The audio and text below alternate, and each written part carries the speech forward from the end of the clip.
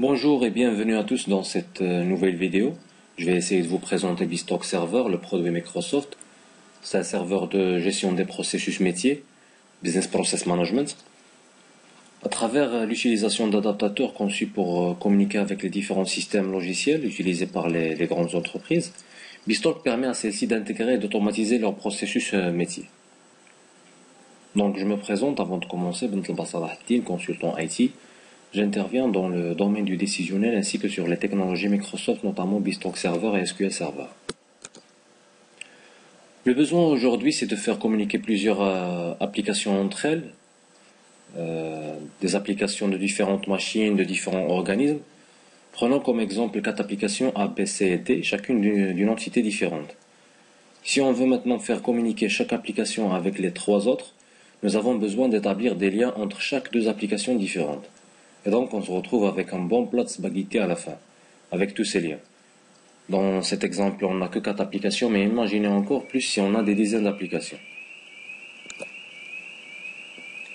La solution, c'est d'avoir une application qui pourra communiquer avec toutes les autres, qui interagissent entre elles, et puis chaque application ne communiquera qu'avec cette dernière, qui sera BizTalk Server dans notre cas. Dans ce cas, on n'aura à développer que le lien entre une application et BizTalk. L'avantage, c'est moins de complexité dans le développement des flux. Par exemple, si on veut développer le flux A vers B, on développera le flux A vers BizTalk et BizTalk vers B. Après, si on veut développer le flux C vers B, on ne développera que le flux C vers BizTalk et BizTalk vers B existe déjà.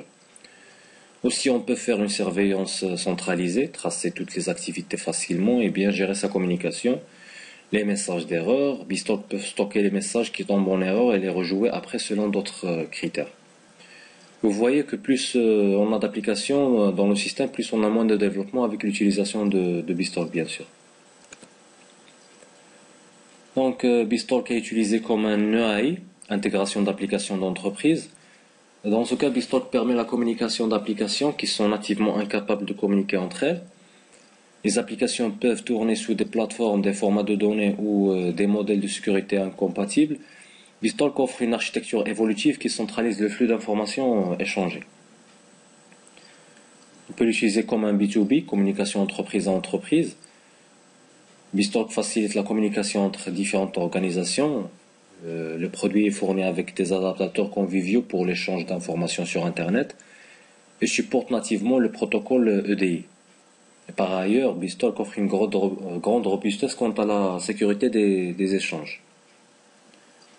Et puis comme un BPA, l'automatisation de processus d'affaires, il permet d'augmenter la productivité d'une entreprise en offrant des outils aidant à l'automatisation des processus métiers, les orchestrations.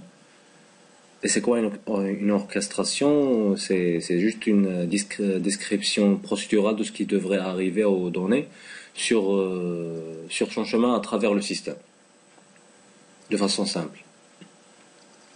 En fait, cela a aussi pour effet de diminuer les risques d'erreur. Avant d'aller vers l'architecture BizTalk Server, c'est quoi déjà? Et pour le vulgariser, on va le prendre pour un traducteur qui va prendre en charge tous les messages entrants et les traduire en un langage précis en sortie.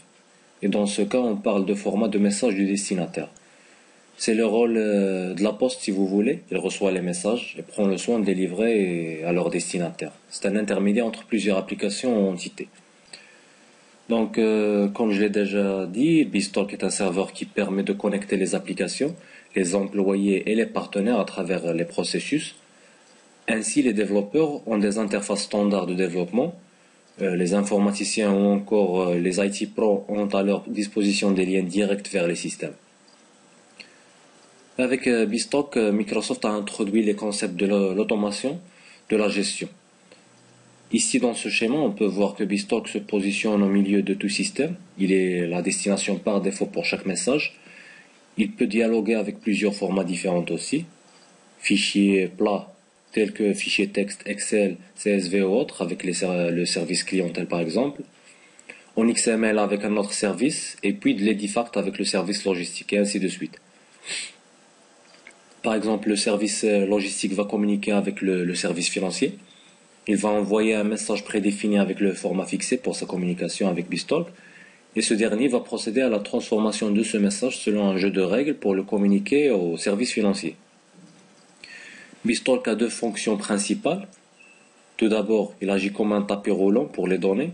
Il peut accepter des données sous différents formats, les convertir en une représentation XML standard et puis les convertir en un autre format. En d'autres termes, vous pouvez l'utiliser comme une couche entre systèmes incompatibles. Deuxièmement, il peut traiter les données alors qu'il est dans le format XML standard à l'aide d'une orchestration. Mais comment BizTalk va pouvoir communiquer avec les applications, des ERP SAP, Oracle, e-business, des CRM, des bases de données? Avec la notion des adaptateurs. BizTalk nous fournit une grande palette d'adaptateurs qui nous facilite la tâche de dialogue avec un système tiers. En fait, c'est quoi un adaptateur déjà? C'est tout simplement le composant qui sait comment recevoir ou envoyer le message en utilisant le protocole dont il est configuré de fonctionner avec. Autrement dit, un adaptateur SMTP sait comment récupérer et envoyer des courriels. Vous pouvez voir la totalité dans ce tableau et on remarque qu'il existe trois types d'adaptateurs. Les adaptateurs de protocole, FTP si on veut communiquer avec un client par FTP, HTTP ou SOAP pour les web services par exemple, les adaptateurs d'application, SAP, CIEBL, Oracle, et ceux de WCF et ils nécessitent qu'une configuration côté BizTalk. Donc comment BizTalk fonctionne correctement?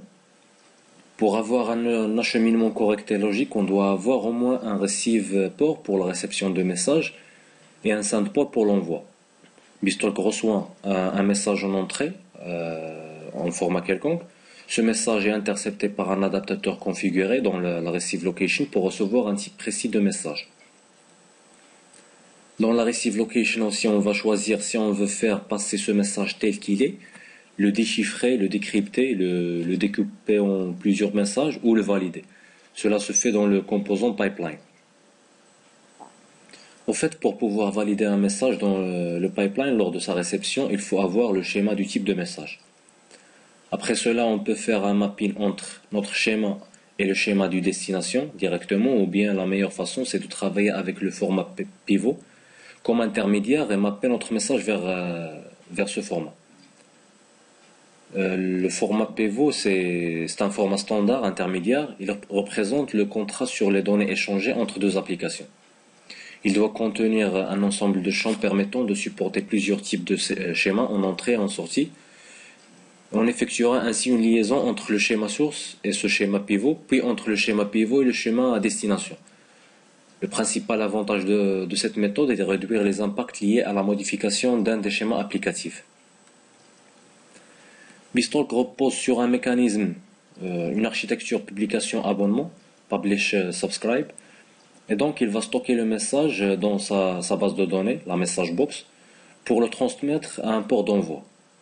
La message box est le cœur du BizTalk, elle contient tous les messages entrants, leur contenu et leur destinataire.